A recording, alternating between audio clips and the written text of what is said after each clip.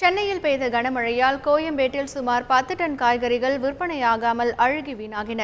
அப்பகுதியில் இதனால் துர்நாற்றம் வீசுவதால் சுகாதார சீர்கேடு ஏற்படும் ஆபத்து உருவாகியுள்ளது. இதுகுறித்த நேரடி தகவல்களை அங்கிருந்து தருகிறார் எமது செய்தியாளர் ராமச்சந்திரன். ராமச்சந்திரன், சொல்லுங்க, கோயம்பேட்டில் வீணான காய்கறிகளால் என்ன மாதிரியான சுகாதார சீர்கேடுகள் அங்கே ஏற்பட்டிருக்கு? சென்னை கோயம்பேடு மொத்த காய்கறி சந்தையில் பொதுமக்களும் வியாபாரிகளும் உள்ளே வர முடியாத அளவிற்கு சுகாதார சீர்கேடு ஏற்பட்டுள்ளது. சென்னையில் கடந்த வாரம் கனமழை பெய்தது. இதோட கனமழையோட எதிரொலியாக சென்னை கோயம்பேட்டில் காய்கறிகளோட வரத்து குறைவாகவே காணப்பட்டது. அது மட்டும் இல்லாமல் நீண்ட தூரம், அதாவது கர்நாடகா, ஆந்திரா போன்ற மாநிலங்களிலிருந்து நீண்ட தூரத்திலிருந்து காய்கறிகளை கொண்டு வரப்படுவதால் மேலும் அதிக நாட்களுக்கு கோயம்பேட்டில் மொத்த காய்கறி சந்தையில் பாதுகாப்பாக வைக்க முடியவில்லை. இதன் காரணமாக கோயம்பேட்டில் இருக்கக்கூடிய காய்கறிகள், எளிதில் அழுகக்கூடிய தக்காளி உள்ளிட்ட காய்கறிகள் பாதுகாக்க முடியாமல் அனைத்துமே அழுகக்கூடிய ஒரு சூழலுக்கு தள்ளப்பட்டது. இதன் காரணமாக கடந்த 4 நாட்களில் 10 டன் அளவிற்கு கழிவுகள் தேக்கமடைந்துள்ளது. குறிப்பாக சென்னை கோயம்பேடு மொத்த காய்கறி சந்தையில் உள்ள 5வது நுழைவாயில் இருக்கக்கூடிய அருகே பெரிய அளவில் காய்கறி கழிவுகள் கொட்டப்பட்டுள்ளது. இதன் காரணமாக அந்த பகுதியில் ஒரு சுகாதார சீர்கேடு ஏற்பட்டுள்ளது. உள்ளே வரக்கூடிய வியாபாரிகள், அது மட்டுமில்லாமல் பொதுமக்கள், மொத்த வியாபாரிகள் அனைவரும் கடுமையாக பாதிக்கப்பட்டுள்ளனர். அவர்களது இயல்பு வாழ்க்கை கடுமையாக பாதிக்கப்பட்டுள்ளதாகவும் வியாபாரி தரப்பில் கூறப்படுகிறது. மேலும் இதன் காரணமாக இந்த பகுதியில் நோய் தொற்றும் ஏற்பட வாய்ப்புள்ளதாகவும் அவர்கள் தரப்பில் கூறப்படுகிறது. மேலும் நம்மிடம் ஒரு வியாபாரி உள்ள, அவரிடம் நேரடியாக கேட்போம். இந்த காய்கறி கழிவுகள் அகற்றப்படாததற்கு என்ன காரணம் சார்? காய்கறி கழிவுகளை அகற்றக்கூடிய துப்புரவு தொழிலாளிகள் சென்னை புறநகர்களிலிருந்து தான் வரக்கூடியவர்கள். இந்த மழையின் காரணமாக பெரும்பாலான தொழிலாளிகள் வரவில்லை. ஆகவே நேற்று நைட்டு வரையிலும் இந்த குப்பைகளை அகற்றி கொண்டு இருந்தார்கள். பெரும்பகுதி குப்பைகளை அகற்றி விட்டுவார்கள். மீதமுள்ள குப்பைகளை இன்று அகற்றி விடுவார்கள் என்று நாம் வியாபாரிகள் எதிர்பார்க்கிறோம். இன்று வெள்ளம் போல் காட்சியளித்த தண்ணி தேங்கியிருந்தது.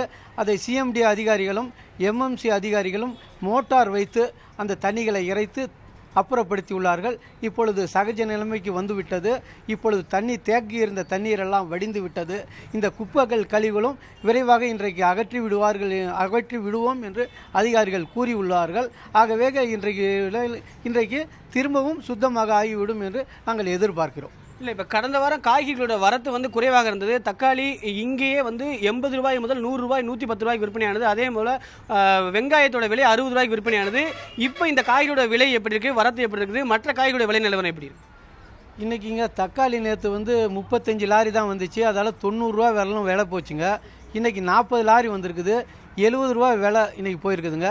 வெங்காயம் 50 ரூபா போனது, இன்றைக்கி 45, 40 இப்படி விலை குறைஞ்சிருக்குதுங்க. மற்ற காய்கறி பீன்ஸ் எல்லாம் 60 ரூபா இருக்குதுங்க. பீன்ஸ் 80 ரூபா, நேற்று 60 ரூபா விற்றது 80 ரூபா விற்றுருக்குது. இன்றைக்கி அவரைக்காய் 60 ரூபா, முருங்காய் 80 ரூபா விற்றது 100 ரூபா விற்றுருக்குது.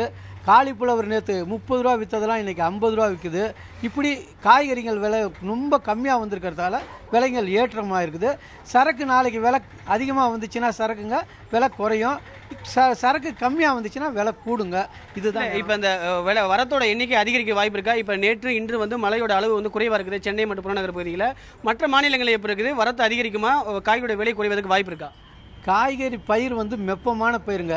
இந்த கனமழையால் நிறைய சேதாரமாகி விட்டுச்சுங்க. கொஞ்ச நாளைக்கு காய்கறி அதிகமாக வர்றதுக்கு வாய்ப்பு இல்லை. கொஞ்ச நாளைக்கு விலைவாசி கூடுதலாக தான் இருக்கும். சரக்கு வரத்து கம்மியாக தாங்க இருக்கும். ஹேமா, நம்மிடம் அந்த வியாபாரி கூறிய கருத்துக்களை நேரடியாக நீங்கள் கேட்டீங்க. அதாவது தற்பொழுது இந்த பகுதியில் துப்புரவு பணி அகற்றக்கூடிய ஊழியர்கள் அனைவருமே சென்னை புறநகர் பகுதியை சேர்ந்தவர்கள். அவர்கள் கடந்த சில நாட்களாக அந்த பகுதியில் பெய்த மழையின் காரணமாக இங்கே அவர்கள் பணியில் ஈடுபட முடியவில்லை. அதன் காரணமாக இங்கே 10 டன் அளவிற்கு காய்கறியின் கழிவுகள் அதிகரித்துள்ளதாகவும் அது அடுத்த சில நாட்களில் அப்புறப்படுத்தப்படும் என்று சிஎம்டி அதிகாரிகள் உறுதியளித்துள்ளதாக அவர் நம்மிடம் தெரிவித்துள்ளார்.